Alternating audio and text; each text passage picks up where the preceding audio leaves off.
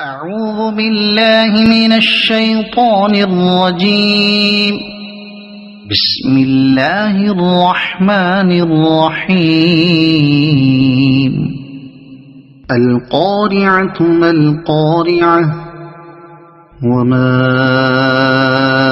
أدراك ما القارعة يوم يكون الناس كالفراش المبثوث وتكون الجبال كالعهن المنفوش فأما من ثقلت موازينه فهو في عيشة راضية وأما من خفت موازينه فأمه هاوية وما